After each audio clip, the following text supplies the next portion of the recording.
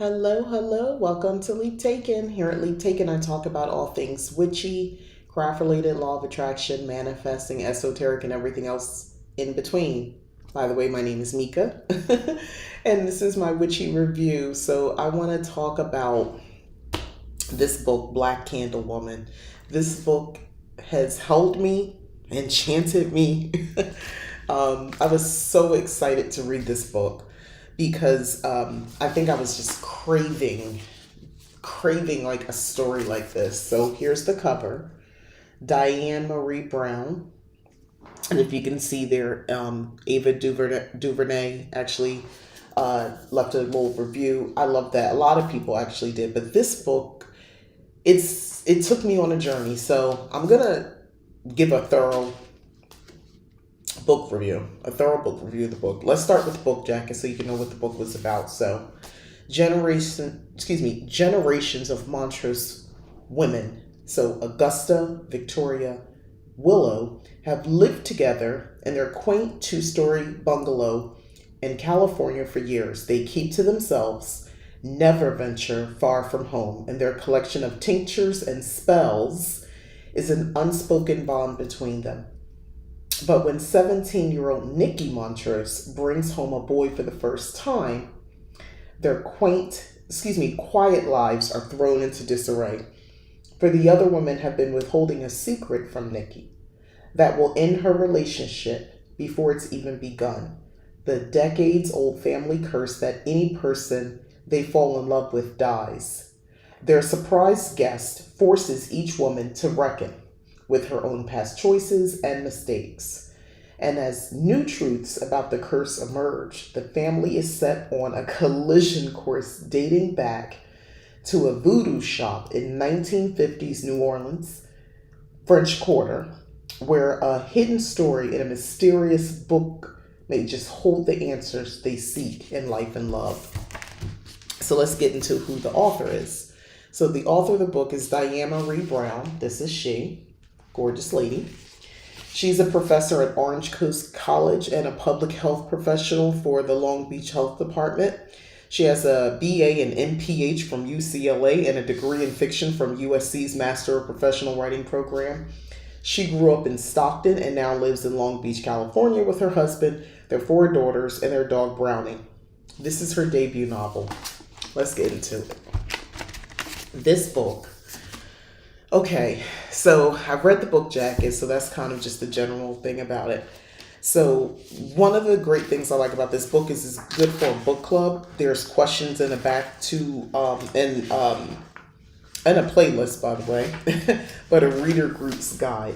I read this, or technically I'm still reading this with a group of women, some family members, and I finished the book because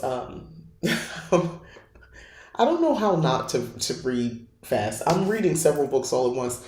You see those books like that's planners books, like I'm used to it. And when I get into it, into it. I'm reading something at night. This was like, I took forever to read this book. I should have been done this book in 3 days, but I was trying to pace myself. But I just gave in because I had to know what happened. So let me just tell you the main points, the highlights that I love about it. They talked about actual magic in this book. They talked about voodoo in this book and hoodoo, and they are separate things. So Victoria is the voodoo person. She's the one who practices voodoo and has been for years, that character. And her sister, Willow, is the hoodoo practitioner. And it's interesting because in the story, Victoria is the one with the gift. If you're familiar, or I mean, you're familiar with any really witchy book, you understand that concept of being the one that has the gift of magic, so to speak. Usually they are able to just their body. This is how they describe it. You feel it in your body, whether it's like a stomach ache or, this little itch or this feeling where it's kind of your body nudging you. It's really spirit coming through, trying to either warn you about something or give you a message or tell you about the person. That's the gift. So Victoria is the oldest of the sisters, the two sisters, and she basically is the one. Her income is mostly paying for everything. She has um, the education and all that. She is a therapist, so she is able to take care of all that sort of stuff. And she's a very no nonsense woman. I did not like the Victoria character. There is a turning point, as with any book there should be, where there's kind of like this moment where your character in the book has to kind of make a decision. They reach an impasse. Like, are you going to continue this fight? Are you giving in? Like, what are you going to do? So we get to that point in the book, and the Victoria character, this no nonsense, kind of stuck up. And what I mean stuck up, like in that way that you come across practitioners where like only they practice, they have to give, only they really know how to do things the right way. And part of it is because I mean they do they if you're a know-it-all, you usually know stuff, right? But she comes across as like it never dawns on her. Hi, Joey PK. It never dawns on her that somebody else in her household might know, like her sister perhaps might have a gift. She would eventually learn that even though she has the gift, her sister is a badass hoodoo practitioner. The whole time she's like being a therapist and thinking she's using her gift and her book and her learned knowledge as being a therapist. She's thinking that she's making this huge impact. Hey, Dylan. And the reality of it is, her sister with the hoodoo coming in on the back end, she's like her helper. She's coming in, slipping them, little candle magic here, little powders there, and telling her clients don't say nothing. And by the way, it was working. It was working. So the reason I love this book so much is because it gave me practical magic vibes.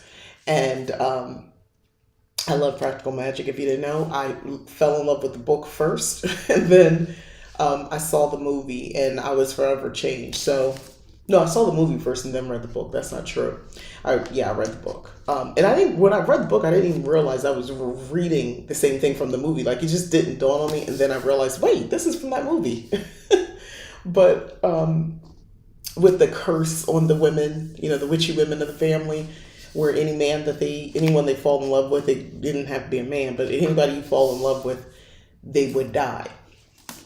So the men they fell in love with died. Now, where the curse came from and all that is kind of very similar to practical magic, meaning they're, Sally Owens in Practical Magic, if you don't know, that's the Sandra Bullock character.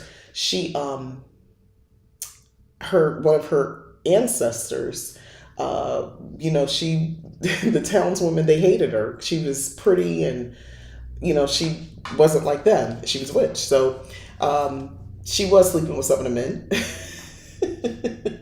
in the town. At least that's what they hinted to. So anyway, they tried to hang her. This is the first opening scene of the movie, and she escapes because she's actually a witch. But she had a lover. He never came back to her. And she was so heartbroken, so upset. Again, it's being heartbroken. A woman, in her worst, cast this curse that grew over time. So in this case, of this book, it wasn't one of the women that cast the spell or the curse. They didn't curse their actions led to it again, but it was still a heartbroken woman who did this. A woman who felt like she had been robbed and missed out on something did this. And my huge takeaway is that these women, the book would have ended rather quickly if they just had better communication. But it made me think about my own family. It made me think about my friends and their family, where there's a lot of talking, but not enough real conversations being had. Like, they're willing to talk about you with it. I don't know. I feel like there's a willingness to talk about past things as long as it wasn't like, okay, so how did you, I don't know, maybe I go in a therapist mode because I want to know, well, how do you feel about that now? How did you get past that? Did you ever deal with that? What did you do with that incident that happened to you, this bad thing or this this crazy thing that happened. Like, how did you deal with that, as you aged and or whatever? Like, people don't talk about that sort of stuff. If they were willing to have those conversations, half the stuff wouldn't happen. For instance, Augusta is the elder. She is the grandmother. So she's the older person out of the generational women. And it all started with her. And it's difficult because Augusta can't talk. She had several strokes and she lost her ability to speak. Her mind's pretty, she communicates sometimes using an iPad. She'll type something in or write something out, but she doesn't even do it that much. She just kind of knocks, and her facial expressions and her, grandchildren figured out what she wants usually. But it's interesting because we're in her mind. The author writes from kind of what she's thinking in a lot of flashback scenes. I will say this from a technical point of view. The flashback scenes, there's no real delineation like italicized or maybe like a line or something through to let you know that this character is going in the past. It's like you start. I just saw you were on. Hello, hi, Empress Goth. That's something I wish it made it very. Once I got wind of what was happening, I understood the writing style. But when you're reading this book and the author switches us to the past, it's jarring because I'm reading like, wait, what? When it first started happening, I was so confused because there was no lead up. Like, you see like little things like this in the book. Like, you'll do this maybe to break up a scene or something like that. You have a little symbol or a line sometimes going through.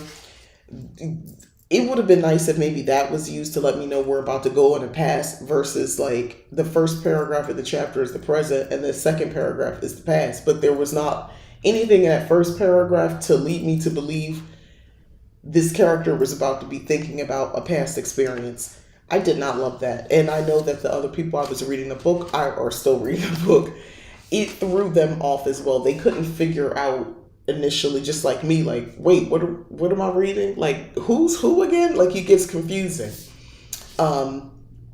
Even that's a negative thing I don't like. I just think that it felt jarring. I felt like you were pushed into the past as opposed to just kind of like that fade away, like on a movie or something where it's like it gets cloudy and blurry and then you're in the past. Books, if sometimes in a novel, an author can make you feel like that's happening. You kind of feel like, oh, you are now in the past. It gently takes you back there as if it's a memory. And here it feels like it just kind of just jumps, like a jump scare when you're reading and you don't know how you got there. Also, you don't know when you're not there. So yeah, we're there in this past moment in this scene, and sometimes it feels like as you're reading, like, wait, you go into the next paragraph and then the next chapter, am I still there? Did we stop? Or are we back in the present? So yeah, that's something not so great about how the book is written that I don't love. But the grandmother, I like reading a book where I don't love all the characters. Let me just say that. So when I tell you I don't like characters, it doesn't mean it's a bad book. It means I felt something. And to me, that's what art does. This is art. So it means it made me feel something. I didn't, I wasn't bored with it.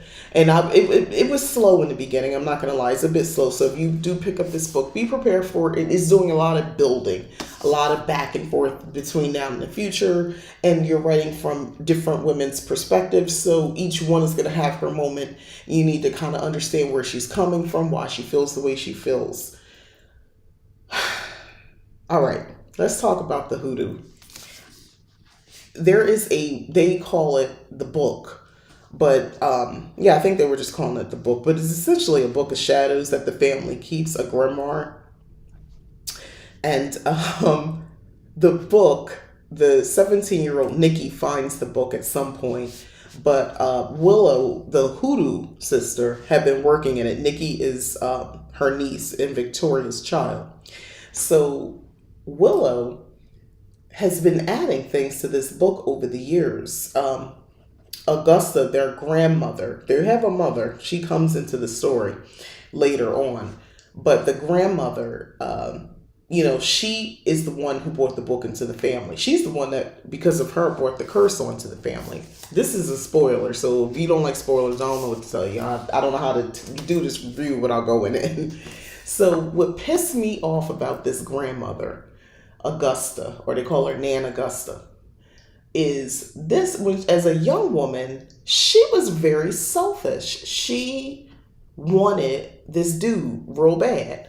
And she was an apprentice to a spiritual bookstore owner, basically in New Orleans. Like, she was a voodoo woman. Voodoo and hoodoo, witch. So she would do tricks, spells, and stuff like that in the neighborhood. People paid her for it. And she took Nan Augusta, as a young woman, Augusta, under her wing, and said that because of her ancestor who was revered in an ancestral realm, and that's more getting into the voodoo, she became a Loa. I don't know if I ever say that right. Loa, y'all know what I'm talking about? And Lenora, that's her name. And she was like, you just have to learn Lenora's song. Augusta's ancestor, this would have been her great grandmother. And she gifted Augusta with this gift of like knowing and conjuring and so forth, and being, someone with power, actual power. So the thing is that Augusta just had to mentor. So she walked away from her actual family, her mother and her father, and went to go be this woman's apprentice and assistant.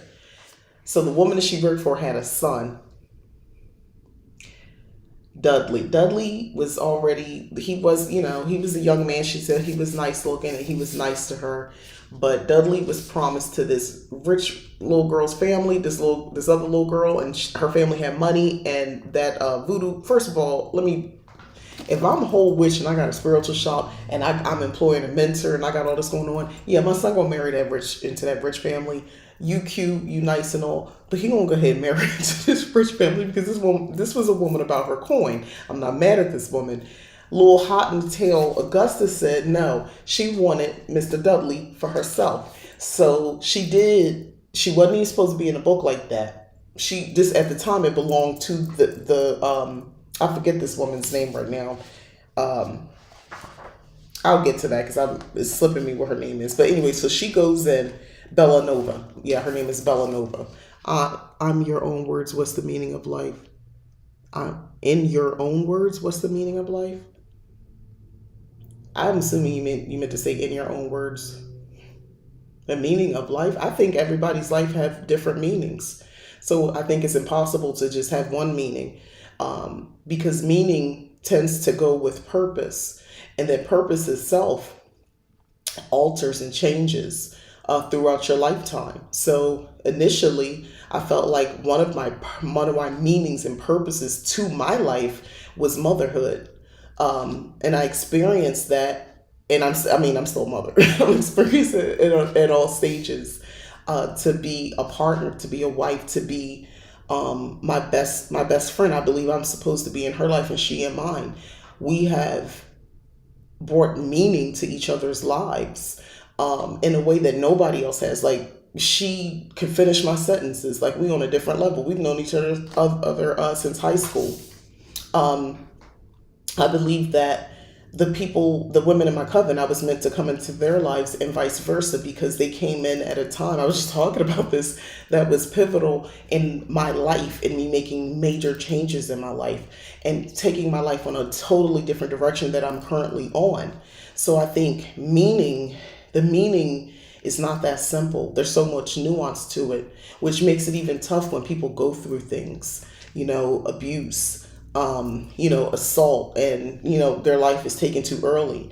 So that what was their meaning? I don't know. That's between, honestly, them, their spirit, creator, if we're going to go that route, the universe. But I think there's so much more to it, And then some people, I think, don't even go through with their purpose. They don't really define their life. They never really seek more than what's in front of them. So I don't know if you believe in reincarnation. Maybe they get an opportunity to do it again because they didn't do it this life. I think about that sort of stuff, actually, Joey PK. I think about that all the time. I think, why is a baby brought into this world to get cancer, suffer, and then maybe not make it very, never make it through childhood? What was the reason? I think about that. What was the meaning? What was their meaning? I may never know. Was it to make, it's hard for me to believe to someone suffering is supposed to do something for somebody else. So I don't like to get into that. I don't know. That's my short answer. Thank you for that question. I like that question. Like deep questions like that. But this little wench, Augusta, gonna get that book, do a love spell, attraction spell, and get Mr. Dudley. So instead of him marrying to that rich family, he didn't. His mom was pissed because, they, like, things was set. Like, it was the wedding day. This dude didn't show up. He left the girl at the altar. Oh, and then she felt bad, little Augusta, and said, well, she made sure to do an attraction spell so that the young lady he left at the altar would get somebody. And she did. She did end up marrying somebody else. So guess what? His mom was pissed. So you mess with a for real voodoo woman who's serious about her coin. What do you think is going to happen? She cursed her. And that curse went through her bloodline. Anybody they loved died. Anybody they loved died. So how this curse was interpreted is very interesting. Augusta, as she aged, and her children, her daughter, she had a child who was the mother of the two younger, her granddaughters. They, her daughter was out in the streets. Like, she was out in the streets. She, drugs, all that. So she went ahead and raised her granddaughters. And she was just never fully honest with them. They knew of the curse. They didn't understand all the details on why they were cursed. They just thought this woman, Bella Nova, her mentor, was just, a horrible person, jealous of their grandmother. It gets rectified in the end. Believe it or not, it's like years later, and these people Bella Nova was like over 100 years old. She was still very much alive, and in the end, they found this old woman, and Augusta had to make it right with her, and she gave her back the coveted book.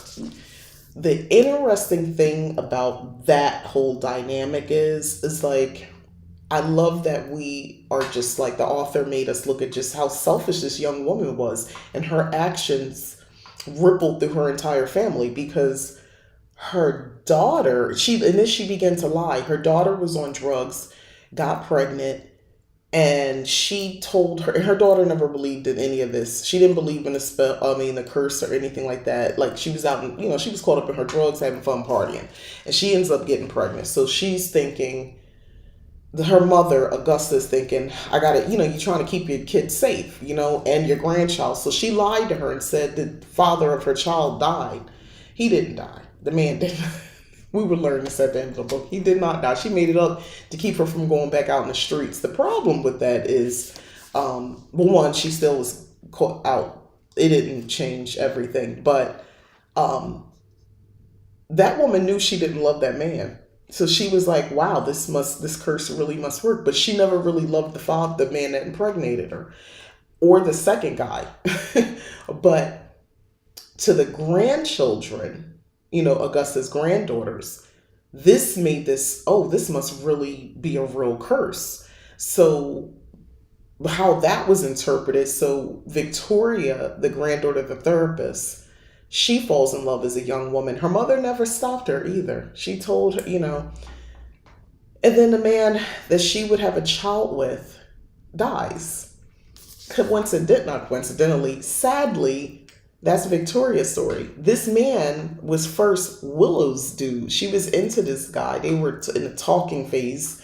And then he all of a sudden just doesn't want to be with her anymore, and is, hooking is with her sister.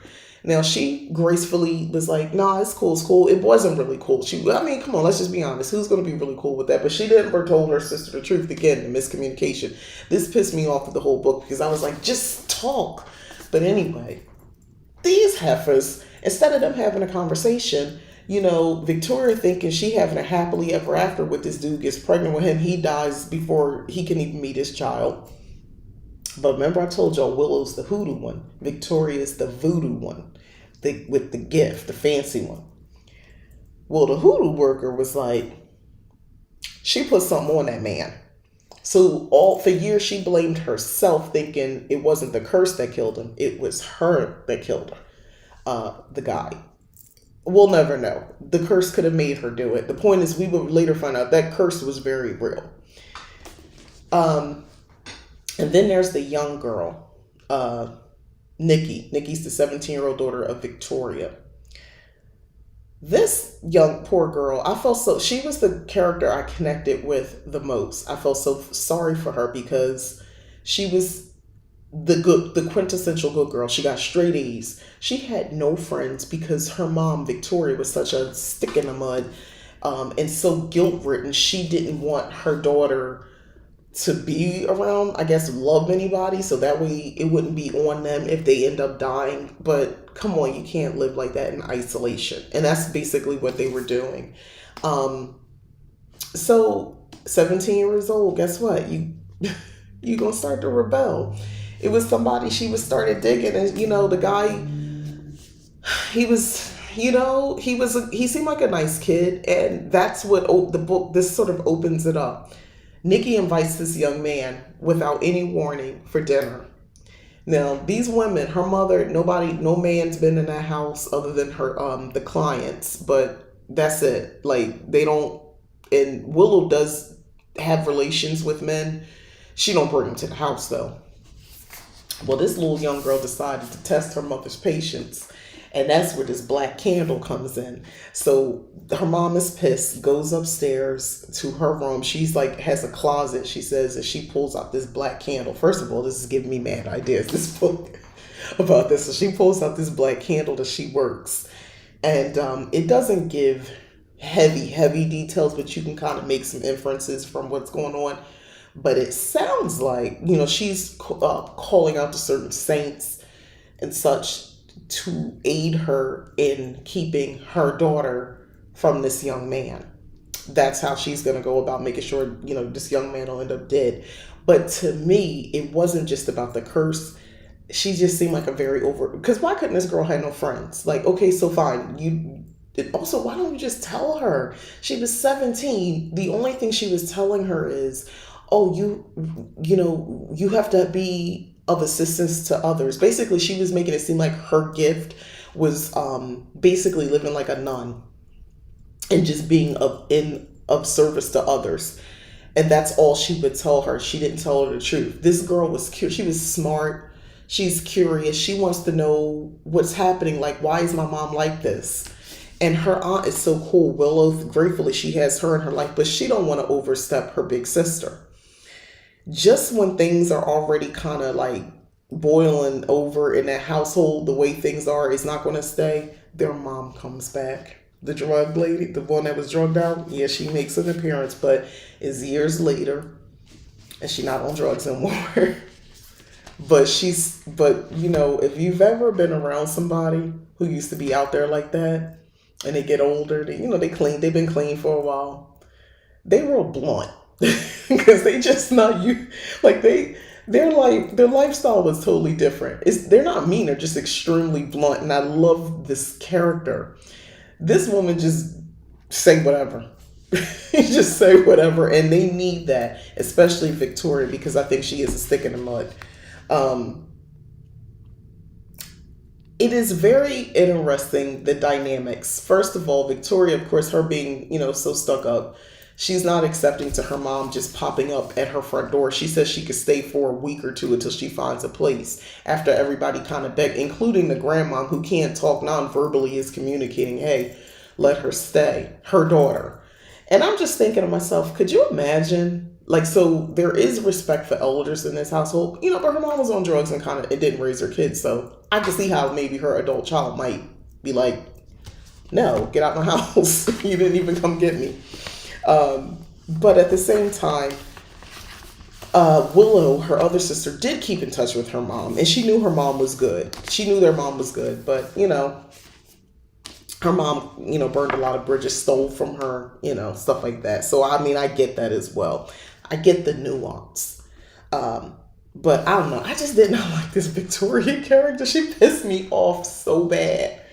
So bad. She wasn't respectful to her sister because she felt like she didn't have the gift, and she felt like, to me, it was like she always saw her as like her assistant, like as her helper, and not realizing like she was running a household, like she was cooking all the food, and she was a really good cook, and her hands was serious. Them hoodoo hands was working. Like she was doing a lot of stuff to just keep the flow, keep the house lively. She brought life into the house.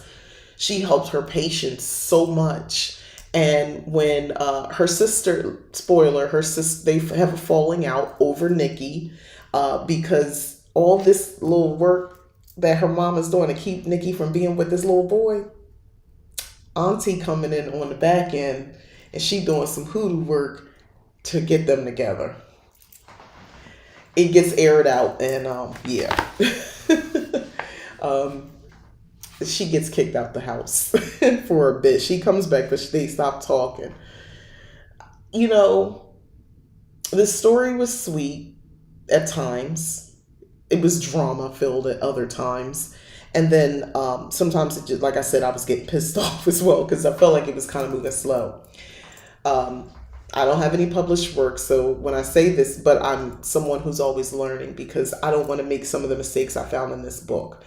So one of my biggest issues is about the book. If you're reading it, it slowly builds. I felt like it kept me waiting a very long time for some of the details. And I was patient, and I was glad I got them at the end. But I don't know. I felt like there was so many, like it felt gaps in the stories that I don't know. I want to know more. It's not enough that I would say don't read the book. It kind of makes me want like a part two, or maybe give me more of the story about Bellanova, the mentor. Like I think that would help if I could get like that backstory. I don't know. That would be my issue. My favorite of the women and their story, I think, was Willow. But I felt like there wasn't enough to her story. I felt like the author, like this is the hoodoo one. I wanted to know more about her hoodoo. And they did give some information. I felt like we could have went all in. I wanted to know more about her spells. I wanted to know more of what she did. I wanted more of her recipes because it's not like listen, the way they was talking when they made me want some food, some Cajun food, like real bad. There's a place here I ordered from, and I got a po' boy, shrimp and oyster po' boy.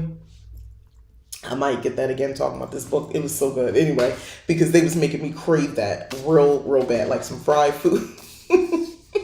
And it was really good. But so spoiler in the beginning, I wanted more of that. I wanted more of like the food, and I'm greedy. So I like hearing about, like, tell me about the food that y'all cook, and like go into details about it. Tell me about these spells.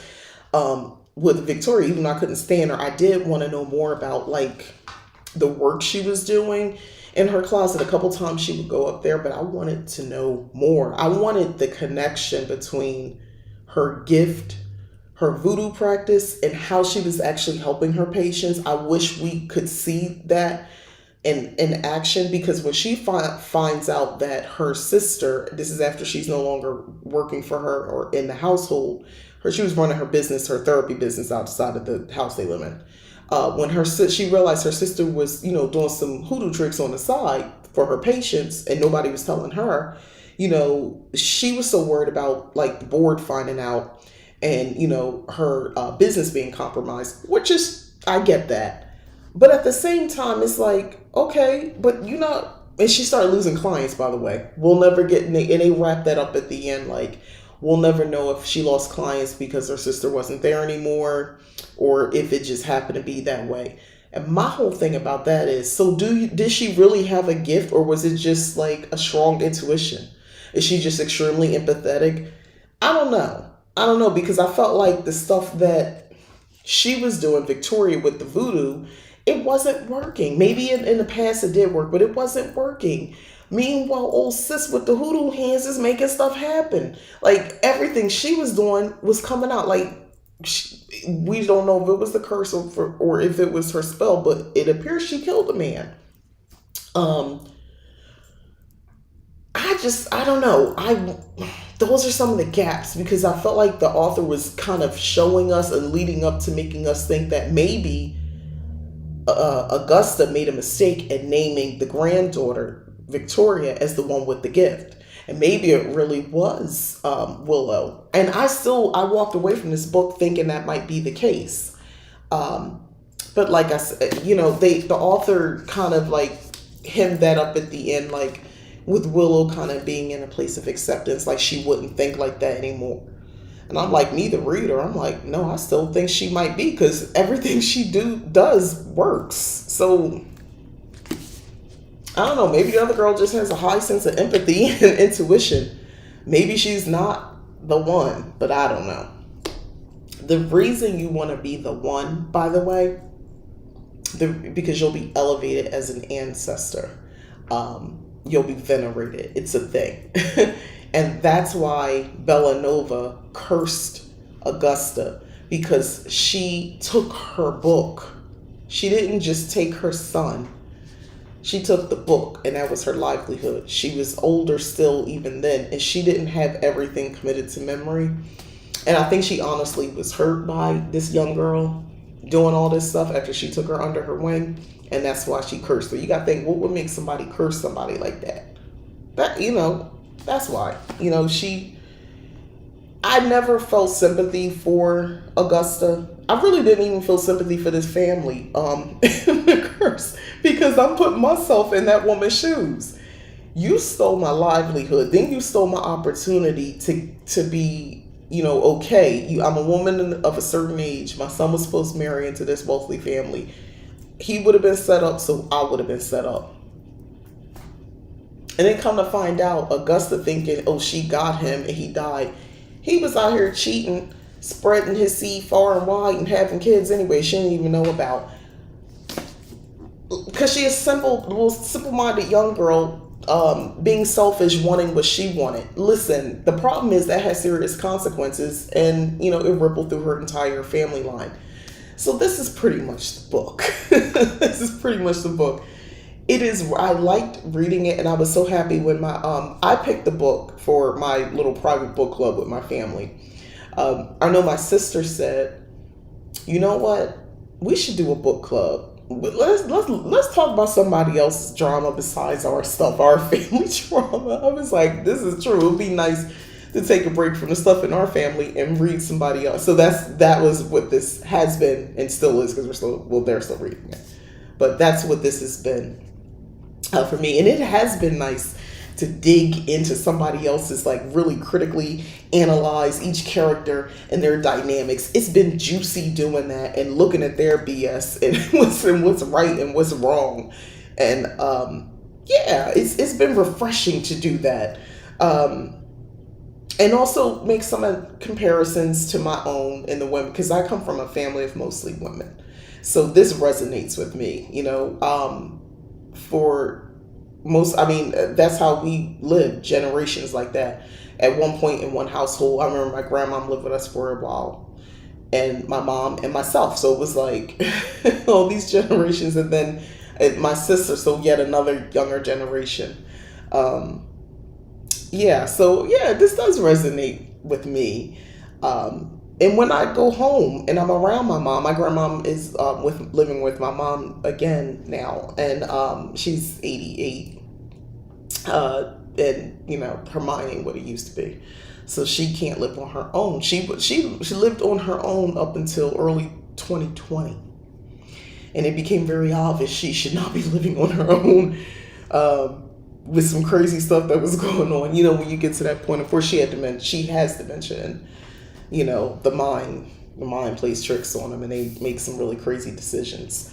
But anyway, I do believe that the women in my family are witches. By the way, they don't all think they are. My grandma would not accept this, by the way. This 88-year-old woman, at this later part of her life, if I told her, we all witches, she'd be like, oh no, I'm not. In the blood of Jesus, she'd hit me with that. So she wouldn't accept that, but I believe she is. She's a witch and she just don't know it. My mom, same. My mom has, and my grandmom confirmed this, has a gift, um, uh, which I know she gets from my grandmother. I've had dreams about my ancestors in the dream, and my grandmother is always at a threshold, like the doorway. She's never with them, but she's never quite with me. She's in a doorway. And I've always believed this woman has the capacity to talk to the dead. Now she has, my mom has confirmed now, like especially in her later part of her life, she'll say things like talk about relatives that are going, how they came to see her. Um, and yeah, I don't think she's wrong. We also know that sometimes when older folk talk like that, that usually is a signal that they might be, once people they love come see about them, they about to take you with them. I don't know, but this has been going on for some time because I think that she has the capacity to be between both worlds.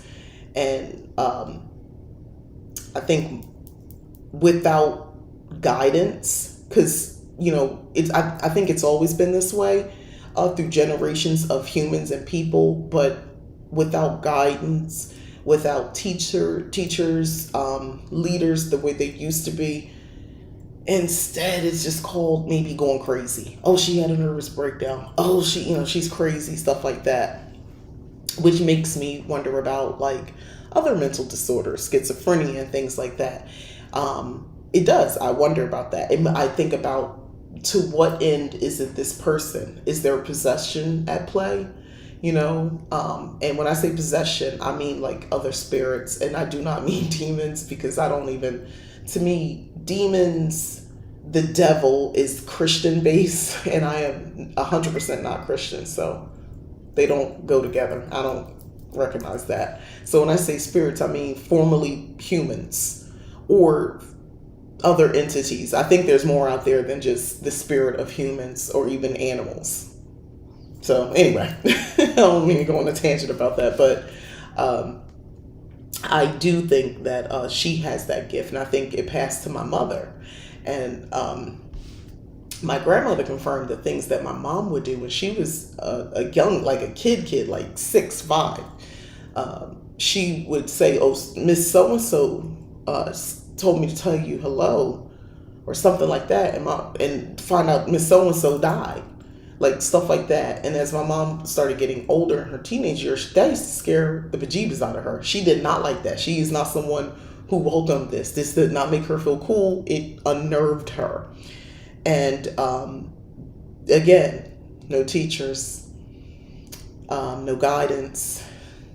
So people in that capacity, you do things to numb, yourself, numb the spirit, so you don't have to deal with it.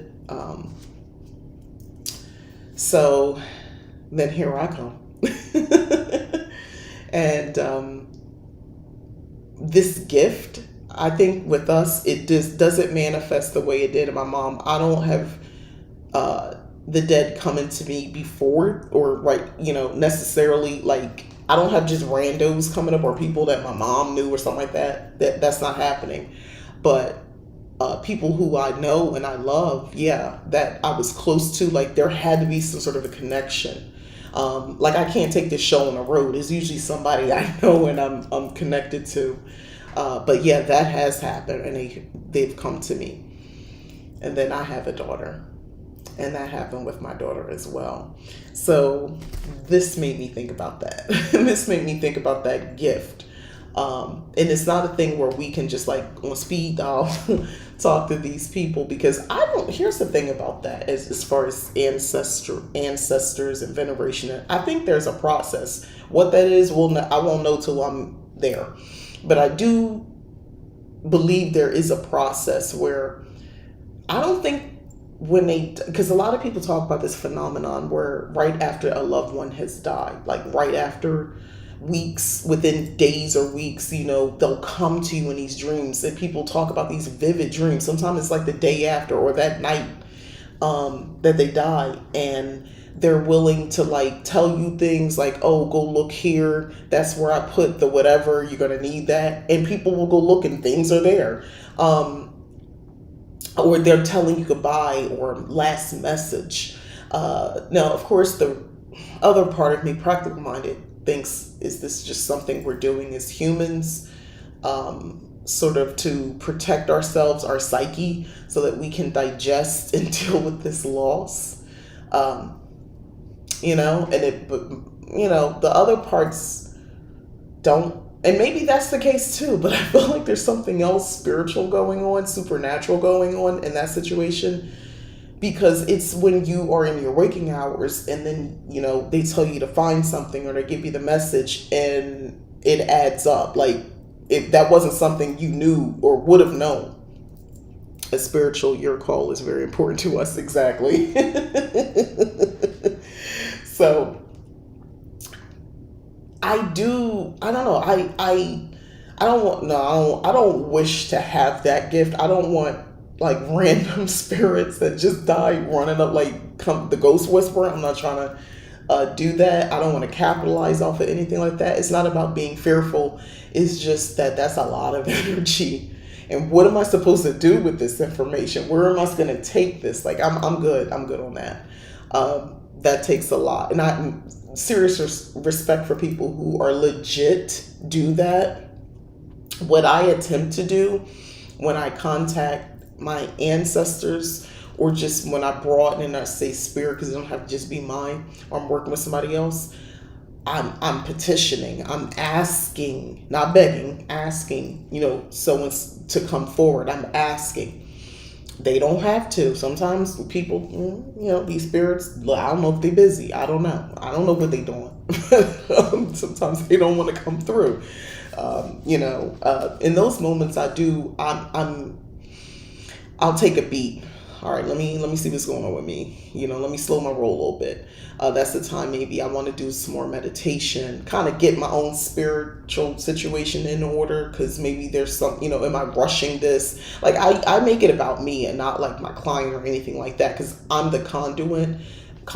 I'm the person it's coming through, and then I'm giving that message. So if there's like, I got to check to see if I have a blockage or something, like what's going on with me. This is not going smoothly. But I am so grateful for coming across this book, because it made me think about old memories and things. And I'm just glad. Yeah. I also think we have different types of witches in my family as well, just like in this family. So, they had those gifts, and I had someone tell me a long time ago, years ago, she said witchcraft runs in your family. Of course, they wouldn't have called it that. That's what she said. They wouldn't have called, and that's true. She said they wouldn't have said witches. She said, but working with herbs and things like that. And I was like, yeah, you're right. You're right. It's interesting. Now, I could easily probably have just said, oh, well, I'm a hoodoo worker. I could see that. I could see over these years all this information. But for me, it all culminated to being a cottage witch, which my cottage witchery does include hoodoo. I guess, you could say it's eclectic, but it's not. I called myself an eclectic witch for years, but I landed on cottage witch because my magic, my practice has a lot to do with the home. Almost everything to do with the home. Yes, me, but my home. And home is wherever I'm at. So where I lay my head. So I've moved to different places. So it's not tied to the structure of the home. That's not what it's about. But for me, my practice, every spell, every ritual that I'm doing here on this property, whether it's in the walls of the home or just right outside, out, in the back or even out front. I do that covertly on the front porch. But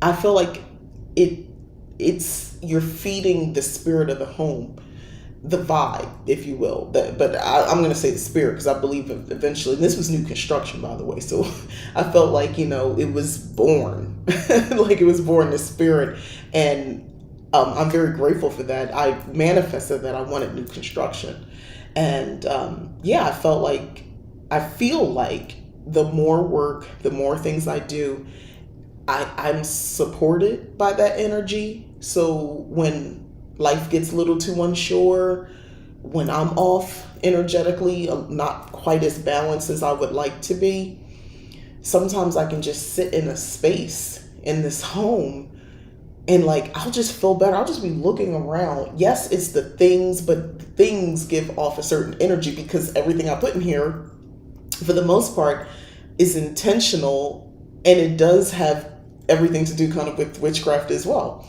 So yeah, it will help kind of balance me out. So I feel like all that work and the offerings and all the things that I do support me and my magic. It's sad how many truly magical people there are, but are too afraid to call themselves witches due to Christianity. Oh my gosh, yes. I mean, there's also just a lot of just knowledge that's just not going to be there. For those who have these gifts, especially of like, being a medium, a psychic medium, like the real kind. And I do believe there are people who truly have this gift. You know how isolating that is and terrifying that is if the only language you have to deal with that is demon? I feel the same about hoodoo cottage witch because I like working with herbs and being at home a lot. Exactly. I think a lot of us, I mean, and you don't have to call yourself anything. You don't have to name. I'm not big on that. But the reason I make this distinction about cottage witchery and kind of go into detail, because I think a lot of people don't fully comprehend what that is. And it's like, so what do you just do, house spells? I mean, yes, I do, but it's also more than that. It's a lot more. To me, you're always kind of in learning because you're taking different practices, different ideas, different ways of working magic. And usually your base, your foundation is going to be from the home, and it's usually starting with the home, like in the inhabitants, you, your pets, kids, your spouse or what have you, of your family.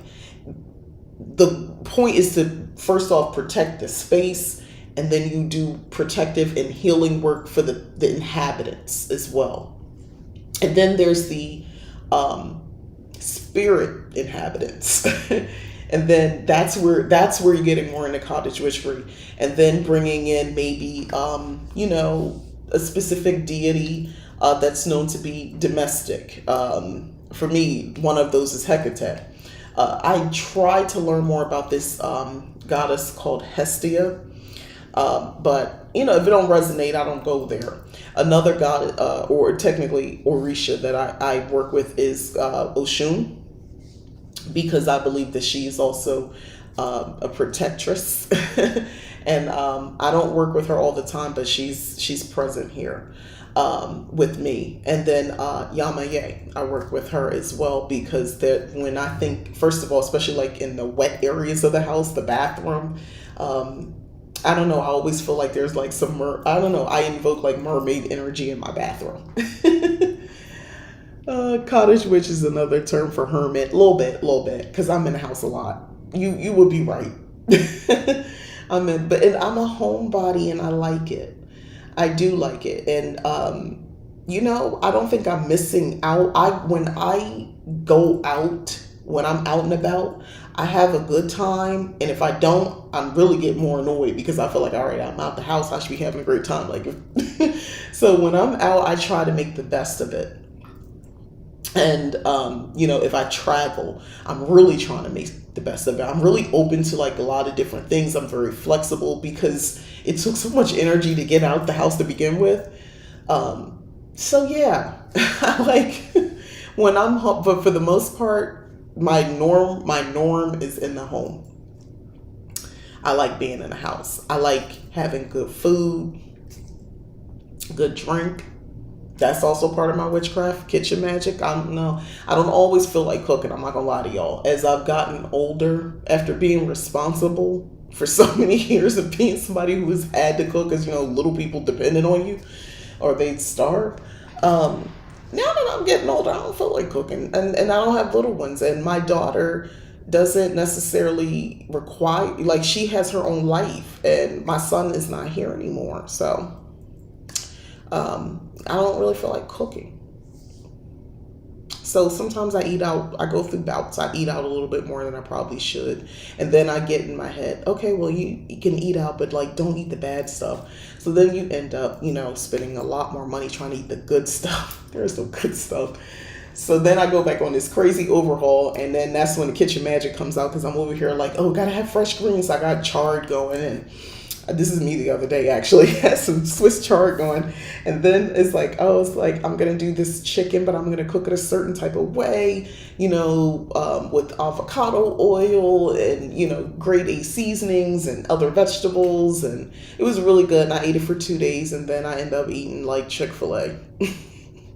Because I didn't feel like cooking after that. When did my son move out? Oh, my son actually, we moved to Arizona in 2019.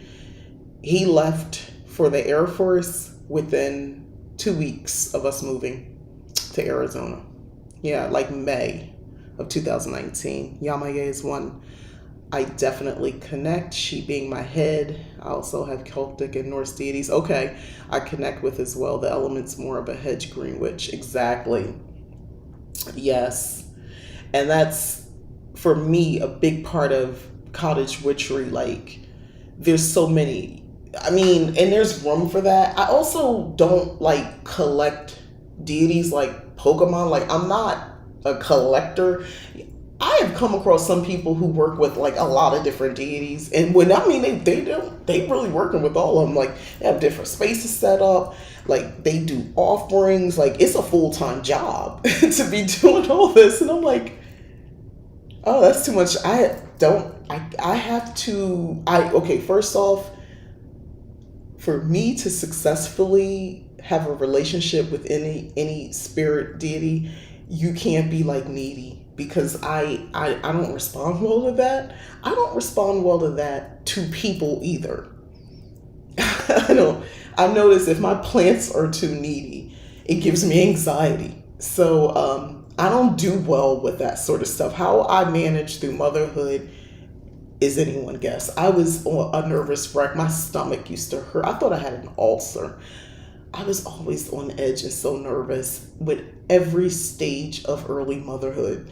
From the pregnancy, I was always in a state of like panic. I was always paranoid.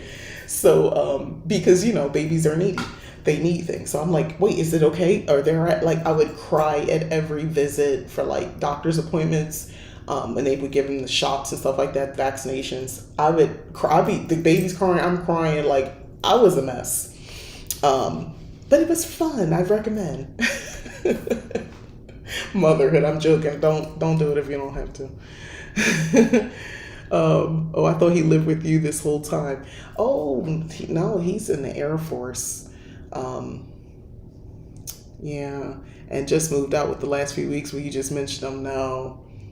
Yes, it is, right? It's a full-time job with that. No. He comes to visit and stays for a while when he can, so maybe that's where I probably talk like he's here. He does come, and when he comes, he'll stay for like a week or bit here and there out the year. He'll take that time. But actually, I'm going to be seeing him sometime next month. I'm looking forward to that. So I'll get to see a little bit of his life. It's long overdue. But I'm finally going to go see where my baby is. I'm saying my baby, he's not a baby.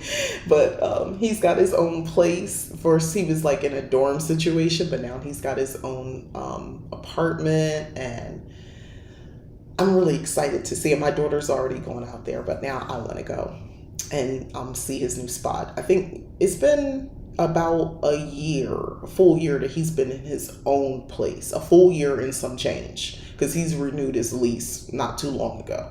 So, yeah, it's long overdue that mommy comes to visit. And probably spend some money, because that's me. I see what else he needs.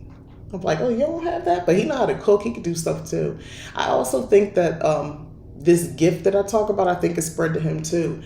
Now, how he chooses to use it, how he, he's never been disrespectful, or he's never been like, oh, I don't believe in that stuff. He's never said that to me, but he's never been like, I 100% believe everything you're saying, Mom. He's never did that either. He's like non-committal about it. Is he a pilot? No, no, no. He's not a pilot. He has like an office job in the Air Force, which, not gonna fake IKEA wood. I am so grateful for that, because another part of mothering and being a parent is the idea that your child is, in danger, even as an adult. The idea of him being a pilot would mean he could be in a very dangerous position somewhere. So no, I didn't want, I'll say that. I'm happy. If he wanted to do it, I would support it, and I would just hold it in like I did everything else. His whole life that scared me, I just kept it to myself as I, died a little bit inside. But no, gratefully he's got a nice boring office gig in the Air Force. I'm happy, and I didn't do any magic to make that happen. Maybe just, but he likes that. He didn't want to be a pilot, so it works out. Shake your son and say, child, do you have the gift? My son is a Sagittarius. He would not do well with that. Do you believe? He'll be like, and he's got a lot of Virgo placements in his birth chart. So this person will be like, I think, yeah, he's like a Virgo rising. So if you try to force him to answer it, like he's the one person that could like really take me from like calm, we was just joking around, to my daughter, the other Aries, got to come in and be like, all right, hey, calm down, guys, calm down. Because I'm like, I'm about to shake him, all right. Because he likes to, once you want to know this information? You thought you was just going to walk up and just ask me and I was just going to tell you. So no, what I'm going to do instead is mess with you, and I'm going to just keep asking you questions and just keep digging away. And I know that he's doing that, by the way, and we have these moments. It doesn't happen all the time. He's got to be in a mood. And when he is in that mood, it's like, all right, don't poke the bear, don't poke mama bear. And he'll poke, because I told him don't do it, so he did it. And then, we going back and forth. And it makes my daughter very uncomfortable. And her thing is like, all right, that's enough. She's got Taurus. She's in her a lot of Taurus energy. So she's just like, yo, chill. There's nothing that serious, chill. And I'm ready, like, you fires in my eyes. And he's over here. He's not even breaking a sweat. He's not even upset. He's just doing it to provoke me. But I know he's doing it to do that. So to me, now you got to pay. It's a whole family dynamic with us. But it's all in love. It's all in love. By the way, he will never admit to being this way. He'll be like, I wasn't doing anything on purpose. I was just having a conversation with you. You took it that way. Which will incite, get more violent. But anyway, no. So shaking him, you should not tell me to do that. And I'm going to go see this poor young man. Maybe I'll sound like, do you believe now? Staying over him when he's going to sleep. Now, do you believe? He'll be like, Mommy, if you don't get out of my face. He wouldn't even be scared. He'd be like, please leave. Just leave. He wouldn't even open his eyes. Oh, gosh. But I'm going to go ahead and wrap up. Thank y'all for coming.